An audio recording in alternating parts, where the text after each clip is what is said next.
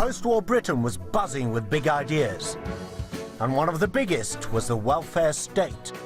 An all-in scheme of social insurance, providing all the cash benefits needed for security.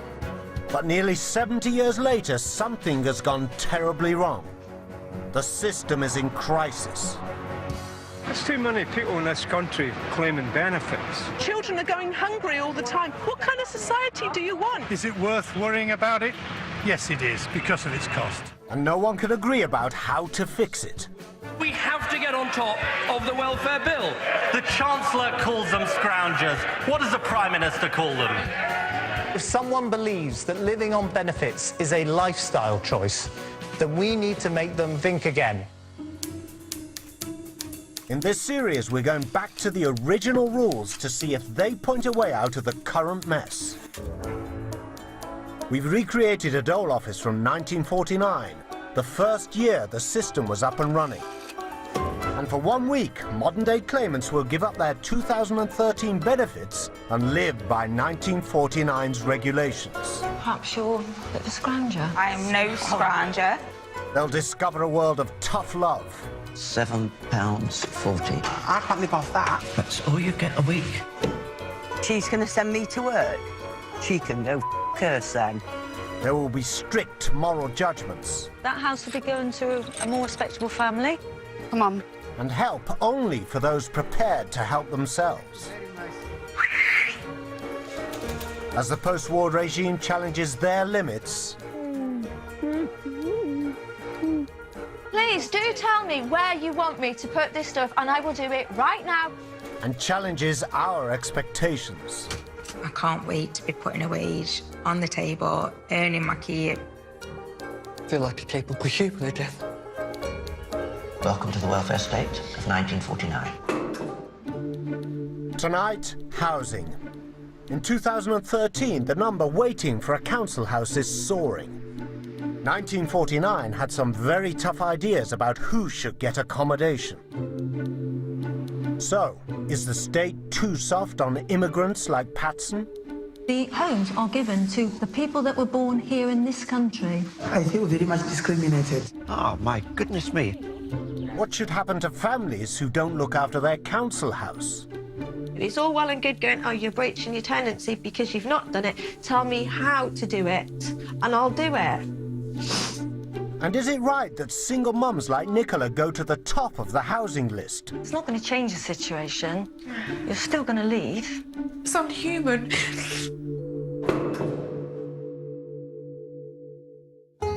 In 1949, Britain was rebuilding on a scale never seen before. What a grand opportunity it is. But with waiting lists of up to 8 years, the Housing Office had strict criteria to decide who should be housed. Allocation was not based on need, as it is today. Instead, housing officers were looking for suitable tenants of good standing and high moral fibre. In 1949, because there was a dire shortage, they could afford to be, I suppose, quite fussy. It was based on whether they considered you to be suitable. 2 former benefits officers with over 6 decades of experience between them will be using the original Housing Acts to enforce the rules and attitudes of 1949. They carefully selected people that they considered to be respectable. If their face didn't fit, they would not be housed in new council accommodation. For each of our modern-day claimants, the week begins with an assessment. First in the diary is 25-year-old single mum Nicola and her 2 daughters. I wouldn't say it's our right to have a house. We've got kids. Would you rather see us on the street with our kids and watch us all suffer? In post-war Britain, sex before marriage was seen as immoral. I'm going to have his baby. You little slut. I know your sort. You go with any man. You can be anybody's child, any one of a dozen. Get back to the streets where you belong. Today, housing single parents costs over £4 billion a year. Thank you. It's a struggle being a single mother. I want them to have experiences, you know? If they haven't had a holiday and the benefit system won't allow for, like, holidays or things like this. Feeding time at the zoo.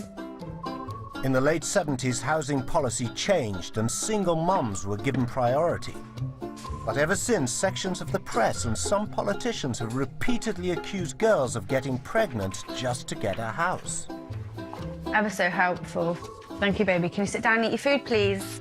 Recently, 40 Tory MPs called for teenage mothers to be denied the right to a council house. You don't get nowhere near enough money. You don't really live, you survive. It's hard to imagine yourself back in 1949. I don't think they look down upon you as much as what they do now. Nicola feels hard done by in 2013. She's hoping 1949 will be a little more sympathetic. So first of all, Miss Edwards, is it Miss or Mrs? Miss. Have you never been married? No. So you don't have a husband? No, I don't. Okay. In 1949, you weren't assessed on your needs, you were assessed on your suitability. And you are not a suitable person.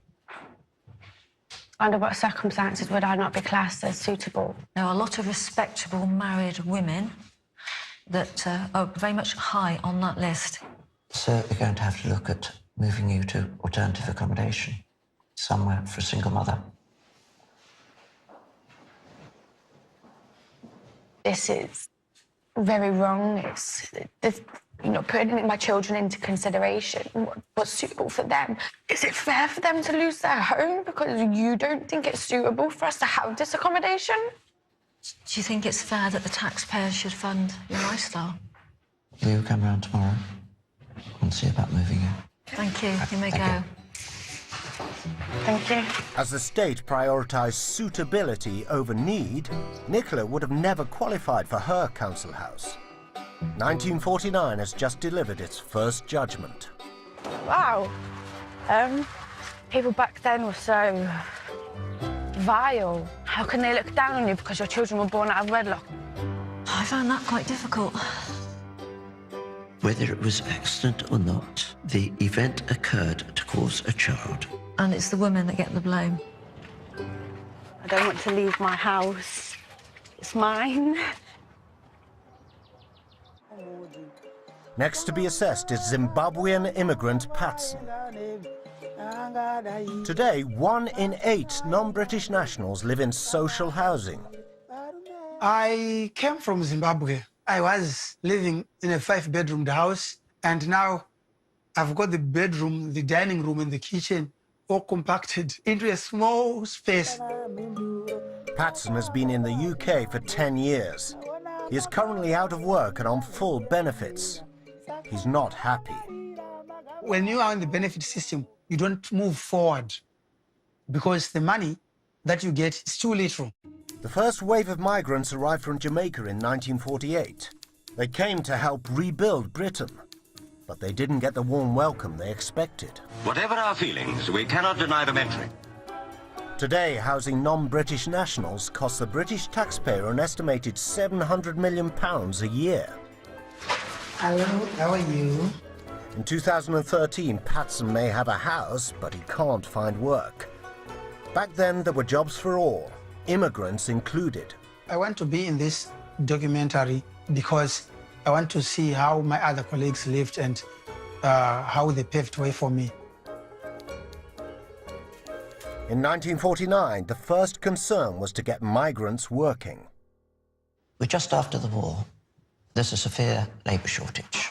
So I do have a job in Nottingham that would suit you. It's unskilled.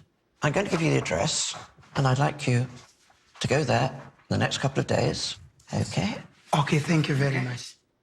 Perhaps there's accommodation that we can find. The homes are given to the people that were born here in this country. We are finding you accommodation in a hostel for migrant workers. Yeah, I feel very much discriminated. I feel very much discriminated. The migrants of today stay in a hostel. Right, now, let's think about money. You're quite lucky, because I can consider giving you a payment of national assistance.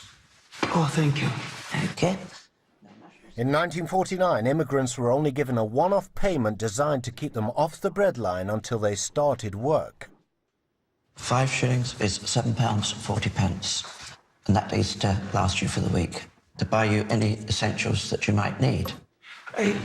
Is there any way that I can appeal? We've given you a hostel, we've given you £7.40, we've given you a job, and you're still not happy?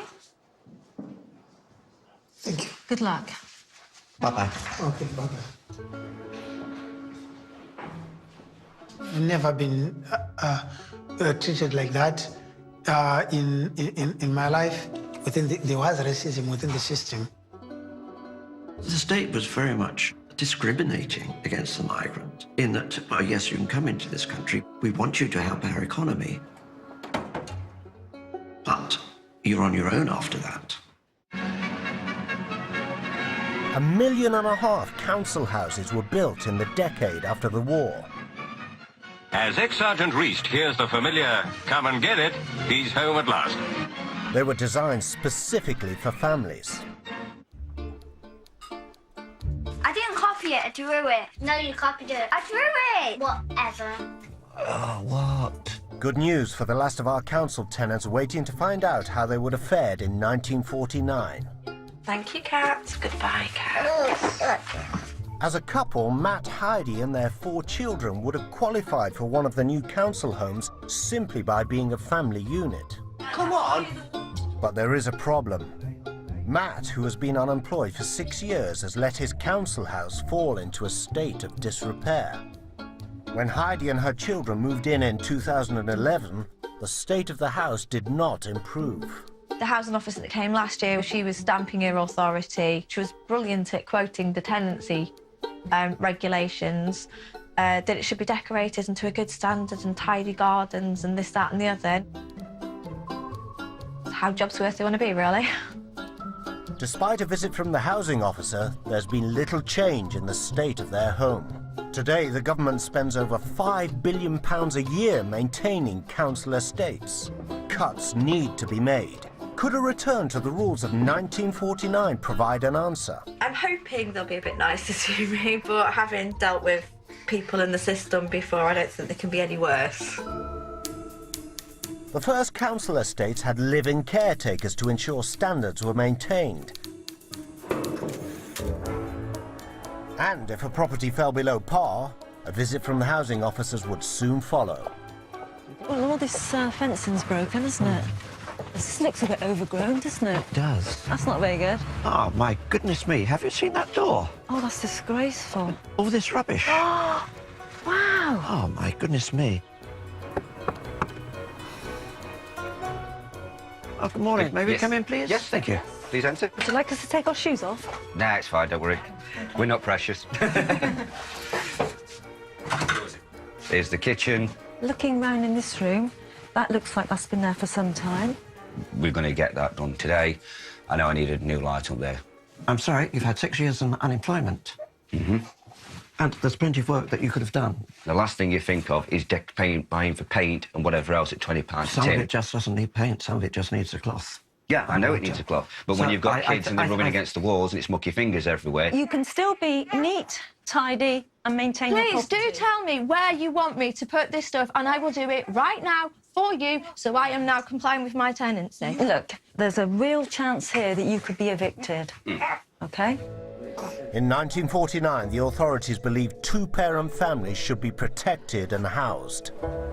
The lack of available housing meant an eviction could break up the family. So the state had an alternative plan. So what we've decided is that we'd like to bring in a rehabilitation officer. Right. OK? That person will help you to become better tenants. Right. Sounds a good compromise. Are you happy with that? Yes. Are you happy? We will get a report back, and then we will come and speak to you at a later stage. Thank you. Thank you for that. The family are now on the unsatisfactory tenants register, but the state isn't giving up yet. It's going to teach them how to behave like model tenants. That was more of a shock because I expected them to just throw me out, and they did treat me as an individual. It's all well and good going, oh, you're breaching your tenancy because you've not done it. Tell me how to do it, and I'll do it.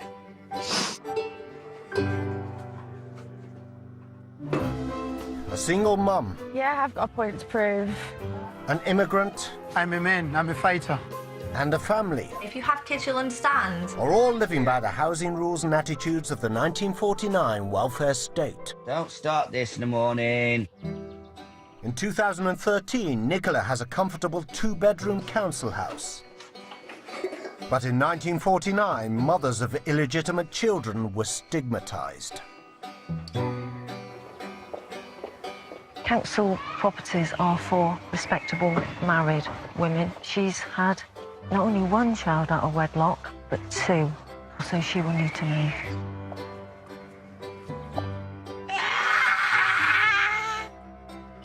Right, lock the doors.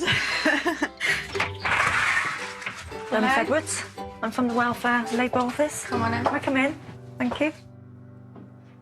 I am here to tell you that you will need to be moved from this accommodation into temporary accommodation. My home is my kids' sanctuary. It's ours. The kids we took out of their home. What's wrong? Just because they were born out of wedlock doesn't mean that they should suffer. If anything, we should be looked upon more because of what we're doing on our own. And we're doing a damn good job of it. But you're on benefits. So? You're not doing it on your own, Just because someone's on benefits doesn't necessarily mean that they're scrounging or anything like this. Some people are put in a predicament where they have to go onto benefits because of their situation. Is there anything else you'd like to add to that? Because it's not going to change the situation. You're still going to leave. It's unhuman.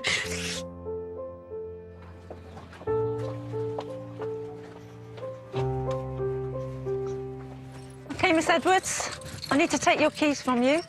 That house will be going to a more respectable family. In the meantime, that's details of your new temporary accommodation. Thank you very much. In 2013, as well as housing, single mums like Nicola can rely on a bundle of different benefits from the state. Give it to Mummy then, please. But in 1949, the authorities offered minimal assistance. You can't. This makes you feel like a bit worthless. And it could be for all the right reasons. You have a child and things just don't work out in your relationship, but still you get shunned out. Like you're just nothing, like you mean nothing to society. Right, eat your breakfast, stop being a unicorn, please. Heidi and Matt have let their house fall into disrepair, so the 1949 authorities are sending in a rehabilitation officer.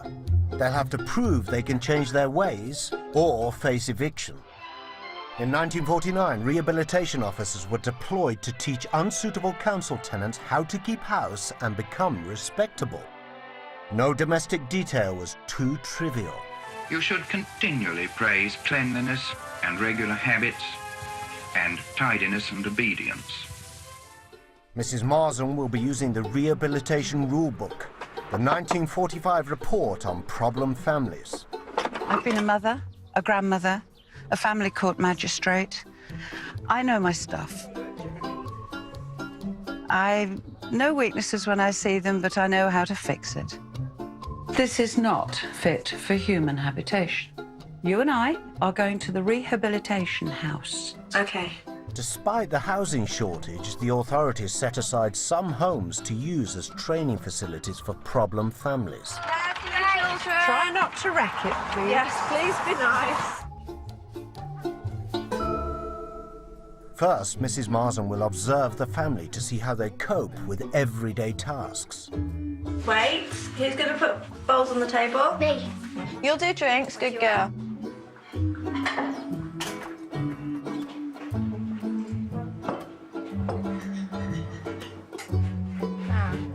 Who wants cornflakes? Somebody taking notes while you're doing daily life. It's like being back at school and you've got your dinner lady watching you, making sure you're not messing around and making sure you're eating your lumpy custard.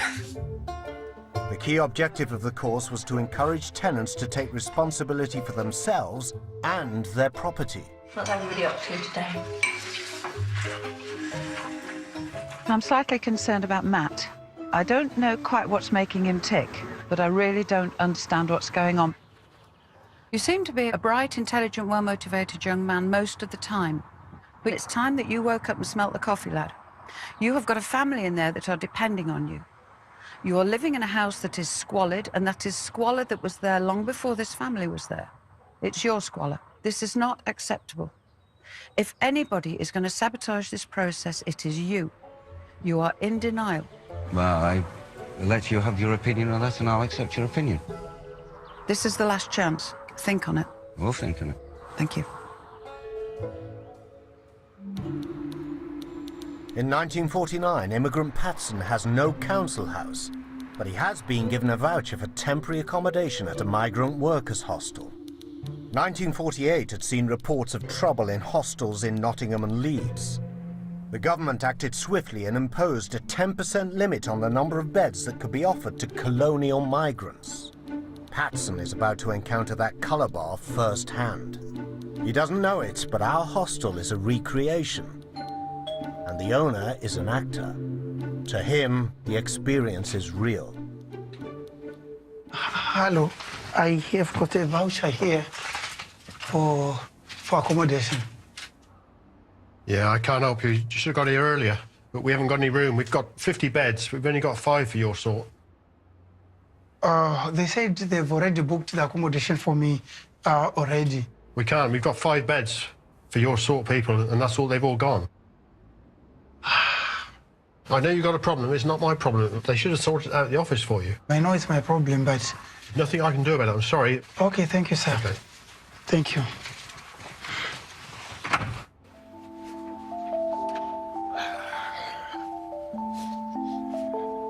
Any landlord discriminating like this today would be prosecuted under the Race Relations Act of 1976. I feel ridiculous because they don't feel for me. I don't have anywhere to sleep. It's terrible. With no other options, Patson is homeless.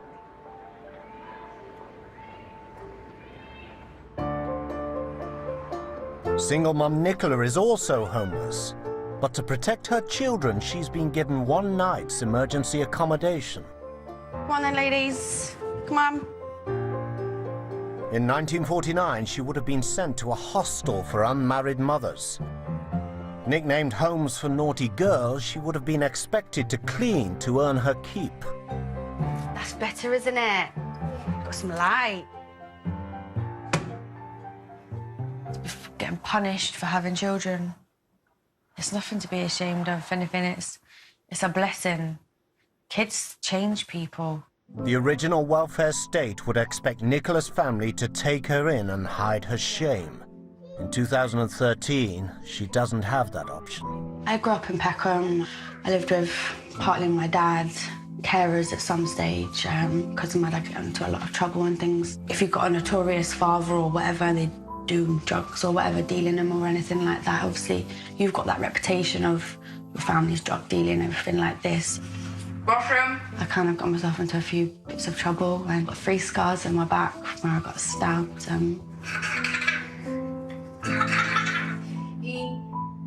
My kids changed me, if anything. God knows what I'd be doing if it wasn't for my kids.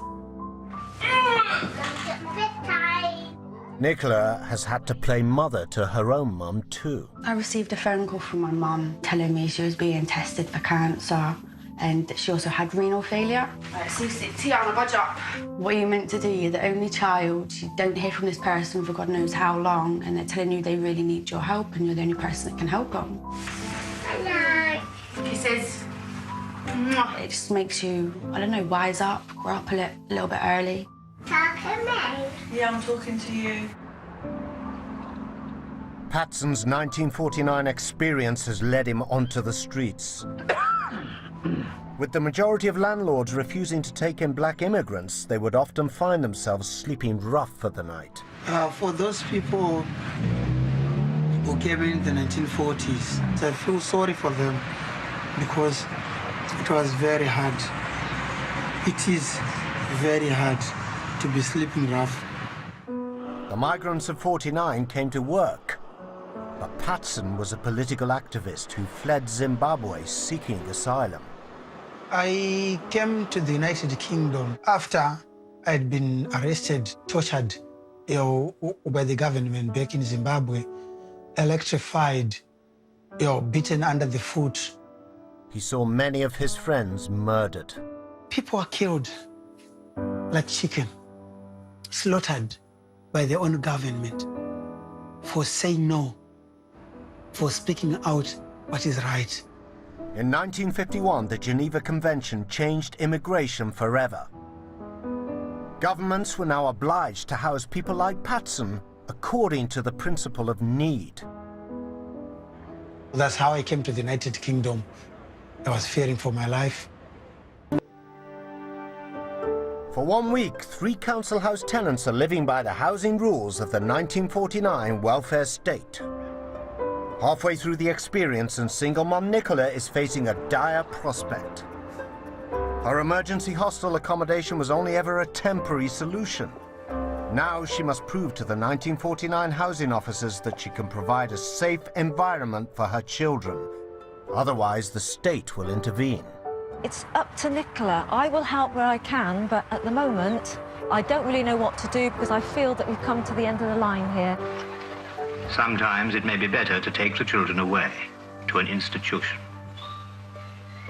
At least in the institution of today, they'll be well looked after. What options have you looked at so far? I don't exactly have any fallbacks where I can rely on people. My mum is severely ill and my family are quite a far distance away, so... I'm afraid I have no option but to recommend that your children go into care. That is not an option. It is not an option. So what would you do in my position? I don't know, but they're not going into care. Their welfare is very much at the heart of this because you aren't able, as their mother, to provide them with the accommodation that they need. I would rather be made homeless and live out on the street with my kids than for them to be put into a care home. When my dad got put into prison, I did get put in a children's home temporarily, and it is not nice. You are literally left to fend yourself. That is no place for a child. I can see that you're in a bit of a bad way. There might be other options. I'll see what I can do. Let me just make a few inquiries, and I'll come back. Is that OK? Yeah. I'll get back to you.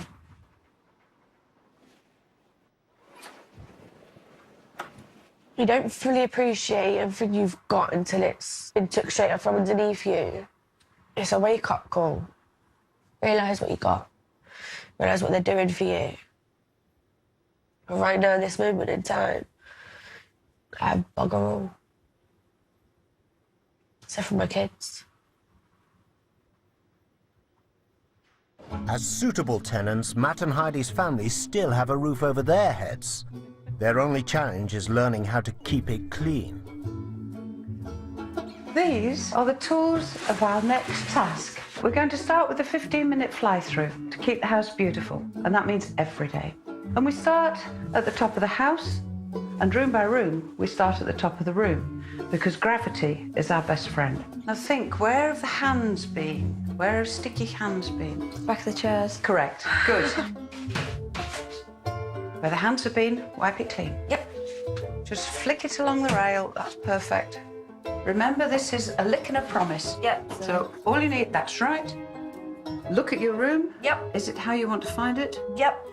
Close the door. OK. But put the light out. Oh, yes. Fantastic. In 1949, rules were issued to all council tenants on domestic upkeep, from rose pruning to the washing of net curtains. And Heidi's finding the nanny state surprisingly comforting.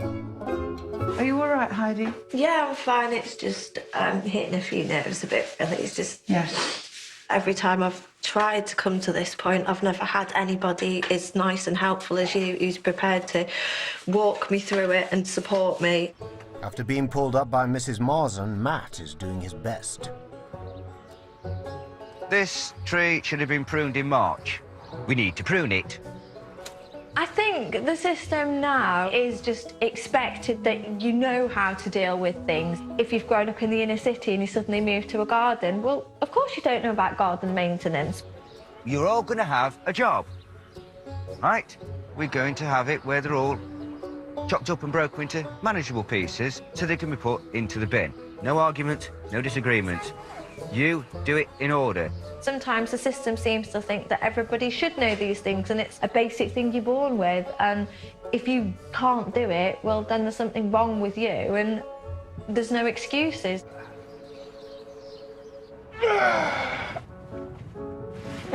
Zimbabwean immigrant Patson has been sleeping rough.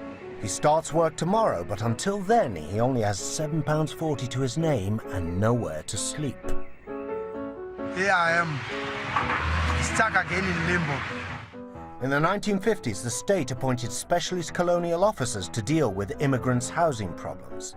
But until then, new arrivals had little choice but to seek help from their own communities. I've got to keep a lookout for African communities, African groups, or an African shop. They will definitely have a room, a hall, or somewhere to put you up. There's an African community barbecue being held at a local pub. Yes, how are you? No, let me take the bag. The bag? Oh, thank you very much. Thank you. Yeah. Thank you. Nice Thank to you. see you, yeah? Nice meeting you. Yeah. Oh, boss, I can smell a very good meat. Nyama, my friend. Nyama. I've got a serious problem, my brother. I'm looking for somewhere to stay or to sleep. Serious crisis. If you want somewhere to put your head down, you know, there's no problem. You can come to mine, you know. You can squeeze you somewhere. Thank you. Thank you. Thank you. Thank you, my brother, as usual. Thank you very much. In 1949, migrants would often club together to buy large homes which could house multiple families. What I mean by home is not shelter. It goes beyond just having a building with four walls. It's the culture, it's the community feeling, you know, the coming together of people. That is home. I found a community.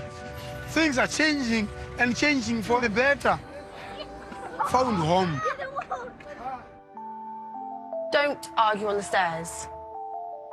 Where there was judged to be a genuine bond between mother and child, officers could use discretion. And Mrs. Townsend has a very personal reason for wanting to help Nicola and her children. My mother was pregnant before marriage. She was put in a position where she felt that she had to marry my father because of the shame it would bring if she didn't. In a nutshell, she ended up marrying the wrong person. It resulted in myself and my brother being put into care. I was 2.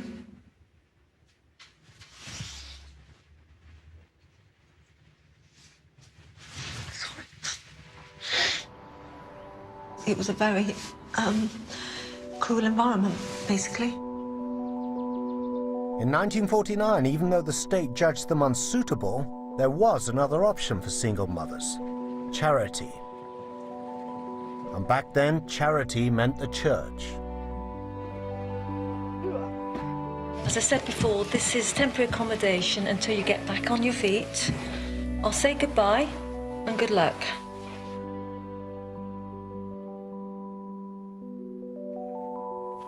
Hi, I'm Nicola. I'm Dave. Good to meet you. Nice to meet you. Welcome to St Saviour's. We'd like to do what we can to help. They're great. So you've come through to the hall, and then we can go through and meet everyone. Oh, here they are. Caroline, Emmy in her arms, and Eli's down there. You okay? Yeah, thank you. You guys want to come in here? There's plenty of toys that can be shared around in here. It's weird being in someone else's home. It feels like I'm imposing. It feels really unsettling, really nervous. Thank you, actually. Let's say grace then. Thank you, Daddy God, for this wonderful food. Thank you for all the good things you give us, and thank you for bringing another wonderful family to share this with. Amen. Amen. If it wasn't for the charity of the church and these lovely people here, I mean, my kids would be homeless, but I don't even know where I would be. I don't accept charity, I don't accept pity. I know in a sense I accept charity from social and that, but that's only because of my kids. The word charity is more degrading than benefits. It makes you feel different. Right, go, so I can start getting stuff. Unlike Nicola, Matt and Heidi have the state's full attention. After 4 days learning how to live properly, they must now prove they can behave like satisfactory council tenants. Such a lot now rests on Matt's shoulders. I might see the chin come up and the back go straight. He might say, "This is my moment." I'm trying to remember that it's a family task, that we each have a responsibility. I do appreciate this is Last Chance Saloon. As much as it looks like it's an easy option, it's not. In 1949, communities were closer than ever, having shared the hardships of war. Inspired by the spirit of '49, Mrs. Marsden has rallied Matt and Heidi's neighbours to lend a hand. Hello. We've mustered some willing volunteers. Come on in. We need you. Many hands make light work, they tell me, so I thought we'd give it a go. Thank you so much for agreeing to do this. Oh, God, I'm You're going to cry again. He gets it all emotional. Go on then. As the neighbours rally round, the community spirit is rubbing off on Matt. I'm extremely happy to do it and get on with it and bang, hit it. I've never seen Matt quite as positive as this. It's like something has been unleashed in him, and we were really looking for it. The way everybody's coming in and clubbing together, it's so much in the 40s ethic that it feels like maybe we should go back to that a bit more. There are things that we have lost and we haven't gained. Clear. In 1949, jobs were plentiful. Immigrants were seen as a resource to be shipped anywhere there was a demand for labour. If it goes on well, then I've got somewhere to stay and pay for my rent and have enough to eat. But unofficially, unions were anxious to keep skilled jobs for the white British and ensured that migrants, even when qualified, were barred. So many ended up in the menial jobs that the British workforce was deserting. Hello. Morning. Today, 95% of workers on this cabbage farm are immigrants. Follow me. Yeah, okay, cheers. There are some people who believe that immigrant workers are taking jobs that British nationals should have. But frankly, those British nationals don't want our type of work, and it's in many cases easier to not work. I feel very good. I feel very good. I've got some money coming in, and even though the system failed me on the housing, there is something coming up now. When I came to this country, I start working next day. Yes. Never stay on benefits. Supervisor Dominic arrived from Poland in 2004. He began on minimum wage, but he has saved enough to buy his own house. If you want get something here, you need to work hard. Don't spend all your money for fun, because many people do that. I had nothing when I came to this country. If you're looking for a job, you will get it. Yes. The people who don't want to find, they don't find, but if you want it, everything is possible here. That's what I think.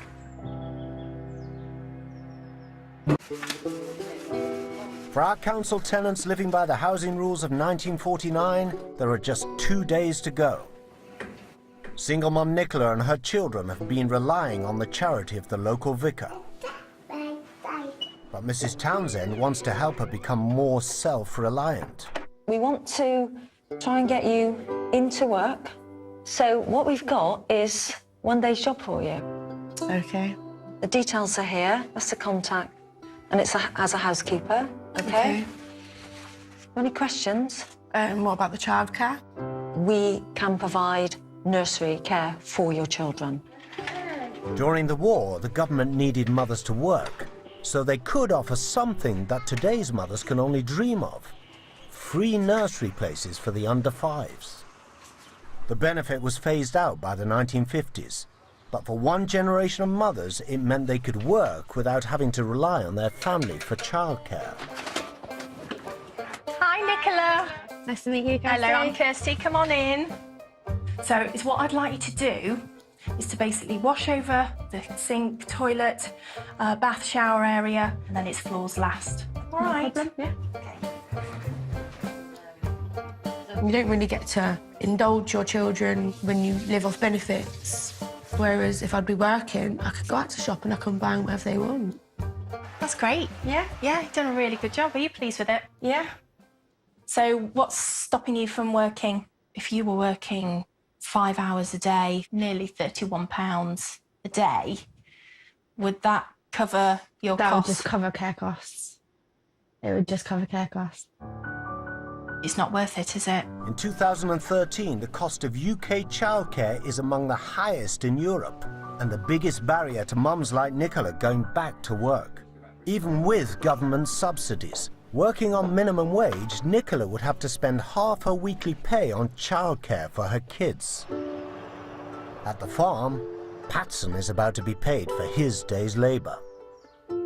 The average hourly pay in 1949 for this kind of work would have been 12 to 15 shillings, which in today's money, with the hours that you've done for us today, is £15, a whole £15. Oh, thank you very much. I'm a rich man. But he's discovering the true value of work isn't just financial. There's life in me, there's life in me. Then there is, I'm going to go. In 2013, the law sets minimum pay rates.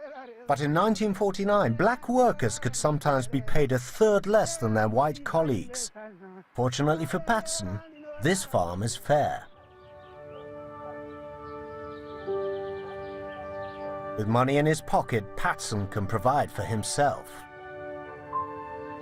A room above the pub will set him back £11 a night. It's a bit noisy in there, got disco on. This is my house. Single beds. Yes. Wow. A beggar is not a chooser. What more can I need?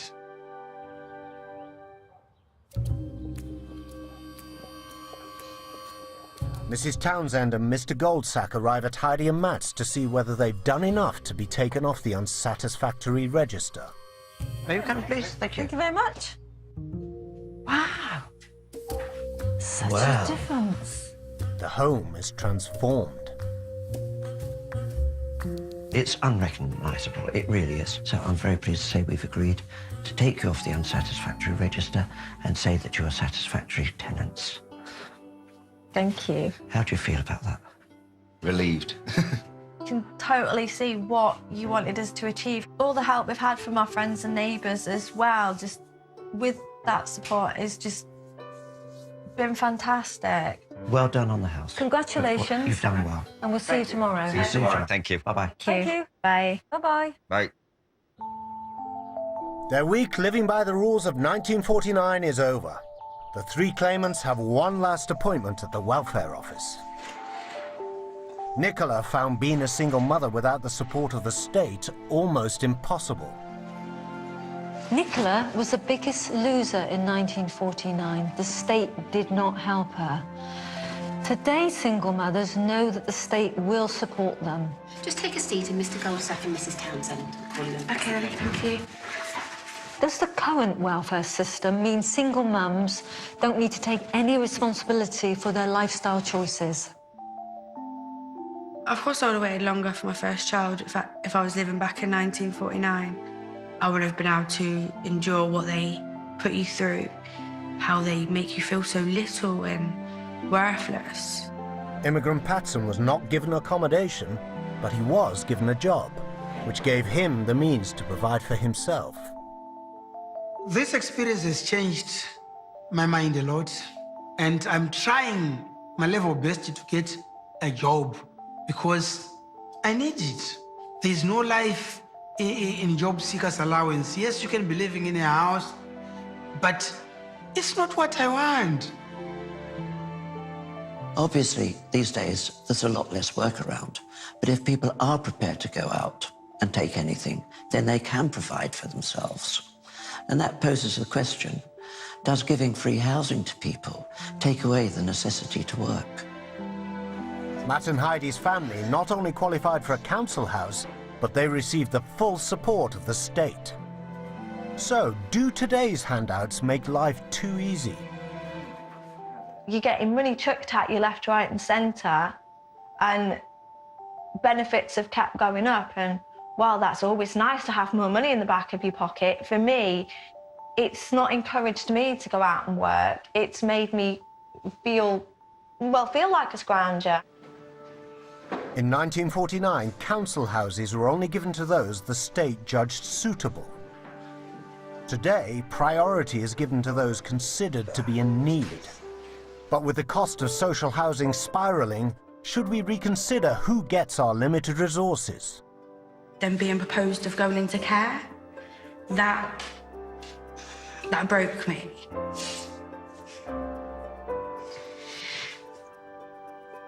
Some of the things that the people had said to me and the questions they were asking me.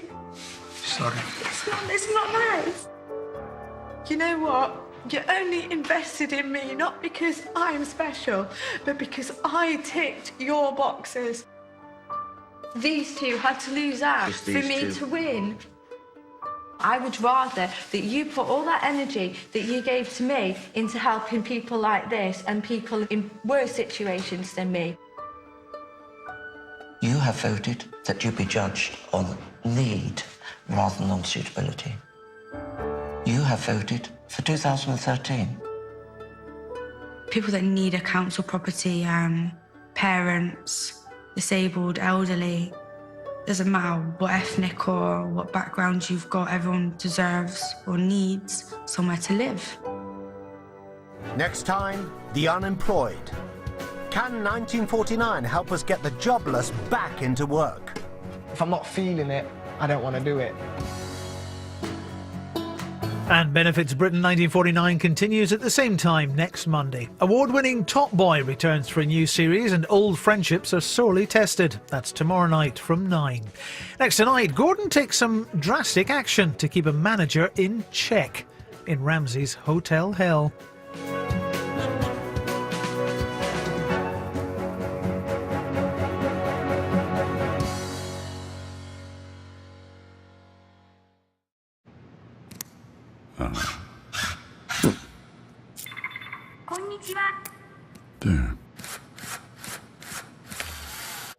Our original drama, The Mill, is now available.